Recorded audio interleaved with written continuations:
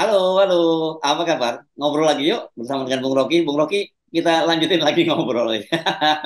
Ini makin makin menarik kalau kita lihat apa yang terjadi dalam politik kita dan terutama seputar istana. Saya kira memang ini peristiwa yang sekarang terjadi itu unbelievable ya, atau believe it or not gitu orang sering menyebutnya kalau dulu zamannya ya. Dan itu hanya bisa terjadi pada era Pak Jokowi gitu.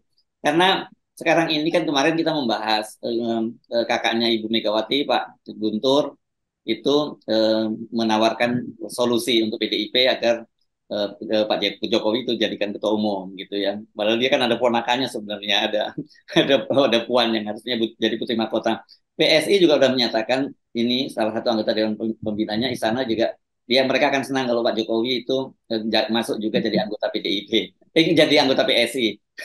Ini kan ya jabatannya apa dong? Masa wakil ketua umumnya Kaisang? Ya paling jadi ketua dewan pembina kan gitu. Nah ini kita jadi bingung juga lihat situasi ini dan yang reaksi Mbak Puan itu yang tadi pagi juga kita bahas. Mbak Puan itu tetap saja sekarang berharap masih bisa bertemu dengan Kaisang dan membahas soal itu dan PSI juga mau ketemu dengan Ibu Megawati tapi kata kata Puan ya ketemu saya dulu baru ketemu Ibu Megawati. Jadi gimana kita memahami semua ini? Kita lihat gejala ini sebagai uh, kelihatannya nanti kalau kita kritik mereka, mereka bilang kan ini demokratis kan. Boleh aja dong kirim-kirim sinyal tuh. Jokowi mau jadi Dewan Pembina PS juga bisa lah. Ini kan dunia demokratis sehingga apapun bisa terjadi. Jadi kita melihat seolah-olah ada demokrasi. Tetapi kita mesti bedain antara demokrasi yang blooming, yang growth itu, yang bertumbuh, dan demokrasi yang sekedar membengkak. Nah, saya merumuskan hari ini demokrasi ada tetapi membengkak, bukan bertumbuh. Itu bedanya tuh, Ya. melebar kemana-mana tuh. Nah, bengkak itu tanda ada infeksi, itu namanya inflamasi itu, ada inflamasi itu. Lalu dibom dengan antibiotik. Karena dibom dengan antibiotik, perut mules. Karena perut mules, otak nggak bisa berpikir. Jadi itu yang terjadi sebetulnya upaya untuk membujuk Pak Jokowi masuk ke PSI atau upaya Mbak Puan untuk memberi sinyal baru tentang keperluan dia terhadap Jokowi dan Kaisang misalnya. Itu kayak orang yang nggak mampu lagi berpikir karena perutnya mulus kebanyakan antibiotik. Kira-kira begitu kan. Nah, bahaya dari kebanyakan antibiotik adalah kemampuan tubuh untuk memproduksi sendiri antibodi itu menurunkan. Itu yang terjadi sebetulnya tuh. Setiap kali ada masalah, tanya Pak Jokowi. Jadi Pak Jokowi jadi antibiotik untuk semua partai. Jadi lama-lama antibodi partai itu hilang tuh. Nah itu yang terjadi terutama pada PDIP itu yang nggak kapok-kapok itu bahwa oke, Jokowi bisa jadi simbol untuk menarik dukungan. Padahal kita tahu PDIP itu ada atau tidak adanya Jokowi kan itu partai yang udah punya ID-nya, ada captive marketnya tuh. Memangnya kalau Jokowi nggak masuk PDIP, PDIP akan berkurang? Saya kira nggak tuh segitu-gitu aja kan. Yang akan berkurang justru kalau Jokowi masuk di situ dan banyak kader PDIP yang melihat bahwa ya PDIP sendiri akhirnya tidak mandiri lagi, maka satu-satu pindah. Jadi fenomena-fenomena terakhir ini Budiman CS atau sinyal-sinyal dari Effendi Simbolon segala macam itu kan uh, banyak kader-kader baru di PDIP melihat bahwa kalau Jokowi justru masuk ke PDIP maka moral dari mereka yang ingin menegakkan panji-panji partai itu justru patah tiang panjinya tuh kan itu dasarnya kan jadi kita melihat ya sebenarnya kita senang aja silakan ya Jokowi masuk PDIP tuh atau jadi ketua partai dan kita berhitung tuh dalam 2 minggu tuh elektabilitas PDIP itu drop tuh karena reputasi Jokowi bukan sebagai pemimpin ideologis, itu masalahnya tuh. Jadi orang anggap bahwa kader-kader di bawah makin lama mereka tahu bahwa kalau Jokowi menetap di PDIP itu artinya Jokowi diasuh kembali atau disuruh bahkan oleh oligarki. Jadi dia dari petugas partai pindah jadi petugas oligarki. Hanya itu satu-satunya alasan untuk menerangkan kenapa Ya, ya. Jokowi tetap berupaya untuk mengambil salah satu partai. Dan sekarang sebetulnya dia udah punya partai dengan proksi anaknya sendiri yaitu Kaisang. Ya, ya. Jadi kan kita selalu menyebutnya ini sebagai kalau sampai itu terjadi sebagai pragmatisme begitu ya. Kalau katakanlah Pak Ya, Jokowi ya. kemudian disetujui bahwa jadi ketua umum gitu. Tapi yang terjadi kan ini fenomenanya bukan hanya soal Pak Jokowi jadi ketua umum, masih masuk akal lah karena dia kader PDIP. Tapi kalau kemudian tiba-tiba dia menjadi ketua Dewan Pembina PSI begitu ya, Bung Rocky, saya mungkin nggak mau menggunakan istilah Indonesia yang mungkin nanti bisa disalah tafsirkan disebut kegilaan politik atau mungkin kita pakai istilahnya political madness gitu ya. Mungkin lebih aman gitu ya kita menggunakannya. Itu dulu kita baca buku dari Foucault itu Madness and Civilization itu Yes. Foucault atau Nietzsche itu yang menggambarkan bagaimana kegilaan itu sebetulnya rasional tuh. Nah sekarang kita menganggap bahwa kegilaan itu jadi rasional justru di dalam keadaan irasionality dari partai-partai. Jadi kalau partai-partai tumbuh secara institusional, melembaga, ada proses kaderisasi, ada ideologi yang kuat dipertahankan, nggak mungkin terjadi tukar tambah semacam ini kan. Jadi saya susah membayangkan, ya Jokowi memang dia kader PDIP, tetapi dia bukan Soekarnois, dia nggak paham Soekarno tuh. Seburuk-buruknya Puan dia paham Soekarno, walaupun catatan kakinya harus kita tambah-tambahin panjang. Tapi Pak Jokowi kan reputasinya bukan berdiri di atas kaki sendiri kan. Ideologi ekonomi Pak Jokowi itu betul-betul ideologi kapitalistik yang dibenci oleh Bung Karno tuh. Nah kita nggak bisa paham bagaimana misalnya namanya Donald Trump itu kemudian dalam satu kegilaan politik diminta untuk jadi penasihat Partai Demokrat karena Biden lagi banyak soal lagi mau diimpeach misalnya. Kita bayangkan di Amerika Donald Trump bilang ya mending saya aja yang pegang Partai Demokrat kan. Itu ya betul itu isinya tuh kegilaan politik. Oke, tapi mari kan tadi pagi kita membahas soal yang new order gitu dan apa bedanya. Yang tadi kan Anda bicara soal oligarki itu saya kira itu yang membedakan sekali. Di masa Pak Harto memang ada kelompok-kelompok oligarki yang dipelihara oleh pemerintah Orde Baru gitu dengan alasan waktu itu memacu pertumbuhan karena dulu selalu kita bilang trilogi pembangunan itu kan prinsip ada konsepnya lah mereka trilogi pembangunan stabilitas politik, pertumbuhan ekonomi dan kemudian trickle down efek pemerataannya gitu ya. Walaupun sebenarnya hanya berhenti pada pertumbuhan ekonomi membesarkan para konglomerat ini, tapi konglomerat waktu itu dikendalikan oleh penguasa gitu. Tapi kalau sekarang kan dibalik ya, justru kekuasaan itu dikendalikan oleh para konglomerat dan itu kelihatan sekali dari semua produk undang-undang yang lahir dan sebagainya gitu.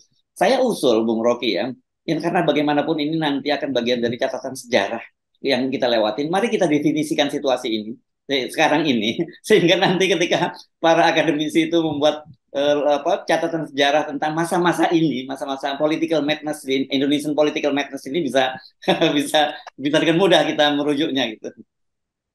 Saya kira bagus itu. Mungkin ada mahasiswa sosiologi atau politik lakukan riset ini tentang kegilaan dalam politik Indonesia tuh, dalam pengertian kekonyolan sebetulnya tuh. Dan ya ada oligarki, bahkan oligarki di Indonesia kan oligarki yang jago kandang doang kan, yang nggak mampu bersaing di tingkat internasional. Karena di tingkat internasional oligarki Indonesia lepas dari kekuasaan dia kayak layangan putus, nggak punya pet di dalam kapital dunia itu. Beberapa memang mulai masuk dari dalam pengaruhi dunia, tetapi tetap dia disponsori oleh kekuasaan.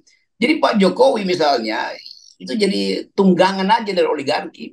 Kalau kita lihat oligarki Amerika misalnya, oh itu oligarki tetapi yang kuat, yang kokoh, yang udah berakar dan ada rasionalitasnya tuh. Ada oligarki kartel minyak di Amerika, kartel senjata ada di situ tuh. Tetapi nggak ada satu keadaan di mana oligarki itu akhirnya berantakan kalau pemimpinnya pindah tuh. Oligarkinya tetap kuat karena ada ya sebetulnya ada etik dalam oligarki itu. Oh, ya. Tapi di Indonesia etiknya nggak ada. Tiba-tiba misalnya oligarki itu disuruh Jokowi untuk investasi di IKN misalnya ikut lagi semua di situ tuh. Walaupun mereka tahu bahwa walaupun mereka tahu bahwa ya udahlah ini kasih separoh lah, lenyap uangnya, pasti lenyap karena nggak akan diteruskin oleh presiden berikutnya tuh. Tapi dia pikir ya udahlah nggak apa-apa tuh, toh untungnya masih banyak kan. Jadi oligarki juga jadi konyol tuh. Jadi ini kegilaan oligarki juga terbaca dengan kita tidak lihat bagaimana ada studi rasional di IKN, tiba-tiba oligarki ada di situ. Padahal dari awal dari 3-4 tahun lalu oligarki nggak mau masuk di situ kan. Kecuali oligarki yang memang mau jualan tanah atau mau jualan infrastruktur. Tapi mereka yang berpikir bisnis nggak mau masuk di situ. Karena bagi mereka sinyal internasionalnya nggak ada. Nah sekarang tiba-tiba masuk. Apa keterangannya berubah pikiran? Enggak, itu pasti karena disuruh atau dibentak atau diancam. Jadi kekonyolanannya ada di situ atau apa istilah tadi kegilaan. Kegilaan, Semua aspek. political madness lah kita nyebutnya begitulah. Yes. Oke, beneran enggak? Saya juga terheran-heran ini. Loh, kok tiba-tiba saja para oligarki ini, para Taipan itu mulai dari Aguan, Agung Sedayo Group, Sinarmas, dan sekarang juga Jarum, tiba-tiba masuk semua di IKN. Apa yang terjadi ini kan? Kan tidak mungkin tiba-tiba apa IKN itu berubah apanya dari portofolionya menjadi portofolio kalau dalam saham blue chip tadinya yang tadinya sahamnya gocapan tiba-tiba jadi blue chip gitu. Ini saya lihat juga ini keadaan yang kira-kira mirip sebelum reformasi itu kan. Kan Pak Hmm, Harto akhirnya menegur semua oligarki itu yang kita sebut betul. konglomerat dulu karena kurang memperhatikan keperluan negara UMKM. tuh. Mereka udah dikasih apa Ya, namanya dulu yang dikumpulin Pak Harto terus diomelin tuh bahwa ini ya, dari zaman Orde Baru mereka di zaman pergantian kekuasaan mereka dapat fasilitas HTI segala macam, tetapi sumbangan pada negara kurang. Lalu ya. kalau gitu rame-rame tuh bikin think tank baru, kumpulin uang di situ kan. Ini juga sama sebetulnya tuh. Hmm. Walaupun kita lihat bahwa yang sekarang kelihatannya lebih lebih lucu aja tuh. Kalau yang dulu oligarkinya yang kita sebut konglomerat itu satu satu geng yang kuat yang kita sebut apa namanya kelompok Kelompok Jimbaran dulu namanya Bung Rocky.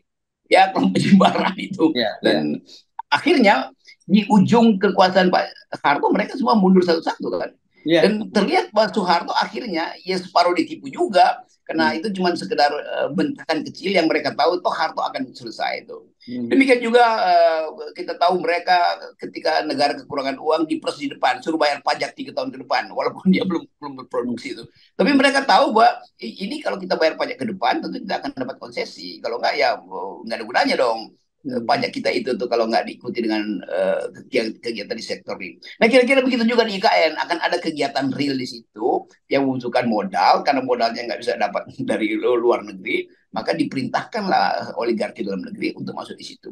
Tetapi mereka masuk di situ bukan karena kalkulasi ekonomi tapi karena kalkulasi politik aja. Ya. Tapi saya kira begini ya, saya sih masih menaruh optimisme ya, Bung Rocky. Walaupun tidak banyak banyak bersuara, tapi saya kira banyak sekali tokoh-tokoh, tokoh senior, akademisi, apa yang masih berakal sehat gitu mengamati situasi saat Indonesia saat ini dengan cemas gitu. Karena betul-betul tadi itu yang political madness-nya itu udah luar biasa. Menurut saya udah sampai puncaknya sekarang ini.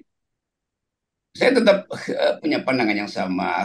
Tentu kalangan senior yang punya kemampuan untuk membaca arah sejarah atau arah politik Pak Jokowi menganggap bahwa ini udah keterlaluan tuh. Saya Hmm. kira juga di kalangan Partai Putih, diam-diam juga Golkar mengamati hal yang sama. Sebagian orang di Demokrat juga melihat hal yang ada bahaya di depan kalau presiden masih cawe-cawe dan nggak ada ketegasan tentang mana yang boleh dilakukan sebagai persyaratan investasi, mana yang sebetulnya tidak boleh dilakukan, dan karena itu konflik agraria masih muncul terus. Jadi bagi mereka, juga teman-teman di TNI saya kira mengamati dengan baik tuh, Hmm. bahwa di mana-mana ada satu orkestrasi, so kita sebut orkestrasi karena bunyi di mana-mana tuh, yaitu protes rakyat terhadap hak atas tanah terutama tuh. Jadi kita ada di dalam keadaan yang kita sebut aja belum bisa kita tentukan arahnya tuh. Ya, betul. Keadaan yang memungkinkan satu waktu kita merasa ada arus bawah yang pelan-pelan creeping, merambat menjadi kemarahan tuh. Dan itu yang mesti kita duga dengan kuat sebetulnya. Walaupun dugaan kita itu dianggap bahwa kalian memang menghendaki bukan. Secara sosiologis kita baca itu perlahan-lahan tuh. Dan itu tidak terbaca oleh Pak Jokowi karena nggak ada sinyal pun Pak Jokowi mengerti apa yang sedang terjadi. Kenapa? Karena dia tetap berupaya, kalaupun terjadi social unrest, dia masih bisa kendalikan. Kalau terjadi pemilu yang tidak normal, dia masih bisa kendalikan. Apalagi kalau pemilu normal misalnya, dia merasa dia bisa kendalikan. Dia lupa bahwa Jokowi itu nggak punya satupun peralatan untuk masih relevan kalau dia udah turun. Kan Pak Jokowi bermimpi terus bahwa dia akan dilulukan rakyat. Pak Jokowi bermimpi bahwa lembaga survei yang dia sewa itu masih akan menunjukkan bahwa walaupun dia udah lengser dia masih populer. Nggak ada begituan tuh. Itu 2-3 hari setelah terjadi perubahan politik Hmm. pasti paradigmanya berbeda. Demikian juga pandangan internasional. Kalau Pak Jokowi tidak dianggap oleh sistem internasional, ya buat apa? Kan internasional nggak akan anggap bahwa ada legasi Jokowi itu. Legasi Jokowi adalah merusak lingkungan. Legasi Jokowi adalah memperparah parah disparitas tuh. Legasi Jokowi adalah memburukkan demokrasi. Itu semua yang dicatat oleh para peneliti internasional. Kalau Ya, FNN yang ucapin itu bisa kena delik, tapi kita bisa kutip begitu banyak kritik ya, yang ya, ya. diberikan oleh para pengamat Ya. netral. Cuman mungkin yang paling aman kita mesti mengingatkan saja bahwa hari ini saya kira apa ya kita sebut sebagai satu fase history in the making gitu ya, yang nanti kita akan Iya, menyaksikan beberapa tahun yang datang kita tahu dan kita dalam tanda petik kita beruntung karena kita masuk di dalam salah itu proses pembentukan sebuah sejarah itu yang sedang terjadi di Indonesia saat ini. ya itu istilahnya nah, itu the history in the making. Jadi ada ide baru tentang masyarakat yang solidaritas, ide tentang lingkungan yang berkali-kali dibahas oleh FNN. Dan fungsi kita memang memberi didaktika, memberi pedagogi, memberi pendidikan supaya ada perspektif dalam membaca arah sejarah kita itu sejarah yang sedang kita buat sendiri. Yes, oke. Baik, terima kasih Bung Rocky. Saksinya sejarah Oke, buat kita ya. yes, Oke, makasih. yo.